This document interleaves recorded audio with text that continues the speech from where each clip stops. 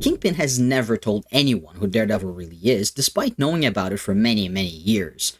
Which is weird, right? Daredevil has secret identity problems that date all the way back to Stan Lee's era, but arguably his biggest enemy was never the cause of any of them. Well, don't get me wrong, Kingpin is a pretty big nuisance in Daredevil's life. Quite literally. But when it comes to actually telling other people, he's always been surprisingly respectful. Which is honestly more than we can say about some of Matt's actual friends who have in the past let his slip to, a drug dealer or a boyfriend or even Matt's girlfriend. These are two mortal enemies we're talking about. Fisk hates this guy. So why would he choose to keep his secret? Why not just blow the whistle on him and let him go to prison? That would be one less problem to deal with, right? Obviously, it's not that simple. Fisk has his reasons, many of them, as a matter of fact, and each take on the Kingpin has expanded on it. In the 2003 movie, a misunderstood masterpiece if you ask me, during their final confrontation, Kingpin unmasks Daredevil and finds out he's actually Matt Murdock, the blind lawyer from Hell's Kitchen. He goes on and threatens to tell everyone, but Matt basically talks him out of it by pointing out that he'd have to admit to being beat up by a blind guy, which sure is a choice. Not a great one, but I guess they needed to say something. In the original Netflix show, it takes Fisk 2 seasons to figure out who Daredevil is. I'm not saying this is a bad thing, by the way, it's probably the best thing about their dynamic in the show. It's implied, though, that he'd been suspicious about it since season 2, but he doesn't actually get confirmation until episode 4 from season 3, which is when Matt goes to Riker's Island seeking some information. Fisk already had plans to get rid of him. I mean, Matt was partially responsible for putting him in prison to begin with, and he had threatened Vanessa, so, So when he hears that Matt Murdock went to Riker's, he puts the plan into action. And instead of watching Matt Murdock get killed, he watches Matt Murdock beat up the guy who had been sent to kill him. So, yeah, he finds out. Still, he chose to keep it to himself. Just like in the comic arc that inspired season 3, and that I'll talk about in a minute, Fisk chooses to ruin Matt's life instead of revealing his biggest secret. And well, yes, he did tell Karen, but even that was a calculated risk. That wasn't about outing him, it was to destabilize her. If she already knew, discovering that Fisk somehow found out would throw her off her game, and if she didn't know, well, same thing. Other than Karen, it's implied that he also told his lawyer, Ben Donovan, and his assistant, Felix Manning. But that was mostly because Fisk was still very much stuck in that penthouse at the time. There were still some people that would need to know because Fisk's plan relied on them. But he never let that info get out of his control. He had the FBI right there for the whole season watching his every move, but he still made sure they never found out who Daredevil is. In the end, Fisk loses another fight to Daredevil, at which point he does threaten to reveal the secret. I mean, he was beat up and about to go spend life in prison, so it's a last-ditch effort to ruin Matt Murdock's life even after he's put away. He tries to do that in the comics too. Of course, he doesn't spend the rest of his life in prison. We've seen how that story turns out, but the point is Fisk didn't know that at the time. All he knew is that he was going back to prison and figured if he's going down, might as well drag his enemy with him. Still, he doesn't do it because he and Matt reach a bit of a stalemate. Fisk won't let anything happen to his wife, and Matt has the means to put her away for life, so they make a deal. Fisk won't tell the world who Daredevil is, and Vanessa gets to live her life outside of a prison cell. That deal works well enough, and is seemingly still active in those 7 years that go by between Daredevil Season 3 and Born Again Season 1. Still, at that point, things had changed. Vanessa had taken over the business, had Foggy killed, which made Karen leave. Because of all that, Daredevil was gone because Matt didn't feel like he was worthy of it anymore after losing his friend, and of course, Fisk became the mayor of New York City. And should you go back to any of your old activities, there will be consequences. Yeah, so whatever happened with that? Like, Matt did return to those old activities. Fisk was pretty pissed about it, and yet he doesn't really do anything about it. I mean, surely he could expose him now. As mayor, Fisk definitely has enough power to bury any evidence against Vanessa if he wants to, and arresting a vigilante on his first day on the job would be a great way to show his supporters that he meant it when he said that he was going to crack down on vigilantes. But instead, he lets Daredevil continue to run around. He's clearly not happy about it, but you don't see him act on it until the very end. And by then, Murdock had heroically jumped in front of a bullet that was meant for him. So surely he can't expose him now without admitting that a masked vigilante saved his life, which goes against everything he's been saying. So okay, why wouldn't he do it before? What took him so long? Clearly, the deal protecting Vanessa wasn't the only thing keeping him from revealing Daredevil's secret, so what was it?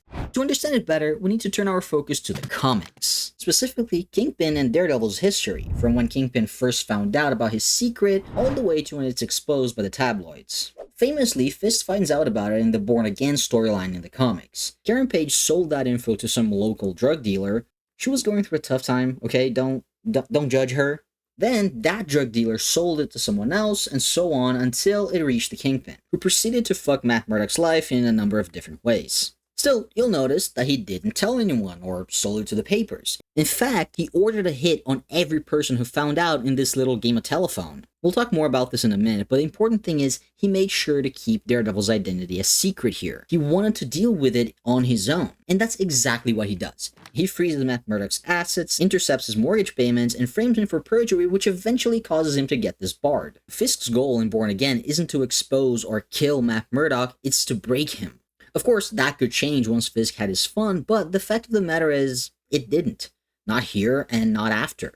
He kept Matt's secret even after the whole thing was over, and Matt got to rebuild his life alongside Karen Page. Fisk stepped away for a while, claiming that despite everything, he'd still destroyed Matt's life, and he'd taken away the most important thing, which was Matt's ability to practice law. That's not to say he was okay with Matt rebuilding his life, of course. He wasn't. In fact, he was fuming. And things only got worse when Karen convinced Matt to lead a legal aid clinic with her. He couldn't represent people in court anymore since he'd been disbarred, but he could give out free legal advice to anyone who needed it, and that's exactly what he did. So much for taking the law away from him. Naturally, a lot of the cases the clinic helped with went directly against Fisk's interests, and naturally, Fisk wasn't too happy about it. And the fact that Matt was getting his happily ever after with Karen just rubbed salt in the wound. This is after Vanessa had left him, and it infuriated him that the man who he thought he had completely broken beyond repair got to rebuild and live his life with the woman that he loved. He became obsessed to the point that it started interfering with his business. He couldn't just let that slide. He needed to finish what he started. He needed to completely break Matt Murdock again and give him no chance to bounce back this time. So, he hires Typhoid Mary, a mutant with some psychic abilities, to take care of that problem. He wanted Mary to seduce Murdock, get him to cheat on Karen, and then finally break his heart, leaving him with nothing and no one. Now, he does tell her who Daredevil is, but only because, just like in the show, that was required for his plan. He needed Mary to move on Matt Murdock as much as Daredevil, after all. This whole arc and even the character of Typhoid Mary could be a video on its own, but to sum it up, she succeeds. Yay. After everything was said and done, Matt was miserable, broken, alone, and had a bit of a mental breakdown not long after. It was Fisk's biggest triumph for a while. Anyway, a bunch more stuff happened, so allow me to skip just a little bit ahead for now. About 100 issues or so later, we catch up with a Wilson Fisk that's very different from the one we're used to. He's blind, and because of that, he's losing the power and authority he once held over his criminal empire. His disability is a big reason why, but so is the fact that, well, his men know. They know Matt Murdock is Daredevil, they know Kingpin knows it, and they know he isn't doing anything about it, even while Daredevil continues to get in their way, kick their asses, and throw them in prison. Now, I wasn't lying to you before, Fisk never told any of them, but people talk. Maybe one of them overheard something that he shouldn't and told his buddy over a drink, then that friend told someone else, and so on. Anyway, even though Fisk is blind, they're still too scared to actually act against him, so they don't. But they'll still talk behind his back, and the one who does it the most is none other than Richard Fisk, Kingpin's own son. Until one day he meets one Sammy Silk, new guy in town, son of a former friend of Fisk's, who actually listens. He got to New York full of hopes, dreams, plans, all of which were quickly shut down by Kingpin himself. He drew a clear line in the sand. No one touches Murdock, and Hell's Kitchen is not up for grabs. Silk obviously was a little bit pissed, and when he finds out about this whole situation, he starts organizing a revolution. They'll kill Kingpin, so Silk will take over, he'll deal with Murdock, and they'll take over New York again, something that Fisk hasn't been able to do in years. The actual plan works, but then, well, let's just say it doesn't go well for him in the end. Or Richard. Or anyone involved, really. Well, okay, actually, Silk is the one guy who manages to escape, and he goes to the FBI hoping to get a deal into witness protection. The FBI agents don't really care about anything he has to say, and try to convince him to turn against his dad, which he refuses. But then he gives him something else. Daredevil. Their boss won't let them follow up on it, but eventually one of those FBI agents who heard it does what Kingpin never did. He sells that information to the papers. Specifically, a tabloid newspaper called the Daily Globe, who promptly prints it all over their front page on the very next day. Now that's how you ruin Matt Murdock's life, and the guy did it for like a couple $100. Matt manages to mostly dodge any Daredevil accusations thrown at him though, even suing the paper for libel. It still follows him around, but it eventually quiets down enough where Matt can return to a mostly normal life. Here's the important takeaway from all this. Daredevil's secret identity was Kingpin's biggest asset, one that he knew when and how to use. For example, in issue 375, Karen Page is framed for murder and is facing time in prison with Matt as a lawyer.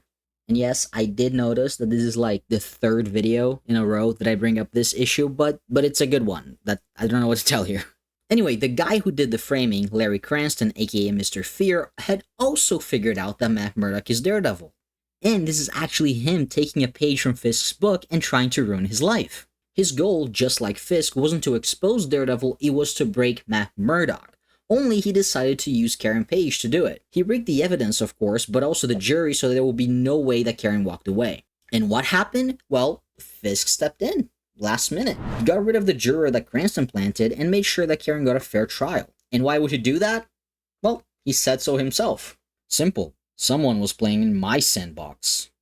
And no one gets to break you but me. Remember when I said that Fisk ordered a hit on every person that had access to that secret until it reached him? Yeah, that was all about control. It was about making sure it didn't reach the wrong people who would act on it before he got the chance to. And most importantly, he knows that this is the sort of information that's worth a lot more if he can just hold it over Matt Murdock's head. The second that it became public knowledge through the Daily Globe, Fisk lost all his power over him. Not only that, but like I said, Matt managed to skirt around it. He's still harassed by the occasional reporter, but his life went on. For quite a while before he actually had to admit to it for completely unrelated reasons. And Fisk knew this too. He's smart enough to know that Murdock can just dodge any accusations thrown at him. He's a lawyer, for fuck's sake. We're talking about the guy who got away with creating a fake twin brother so his friends wouldn't suspect he's Daredevil. And that somehow worked.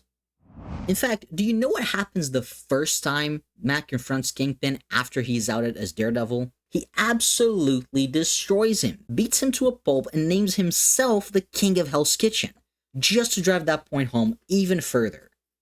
But what do you think? Do you agree? Let me know in the comments down below. And subscribe so you don't miss out on any future videos. In the meantime, YouTube thinks you might like this video that's on your screen right now, so you should probably go check it out. Thank you very much for watching. Don't forget to leave a like if you enjoyed the video, and I'll see you next time. Bye!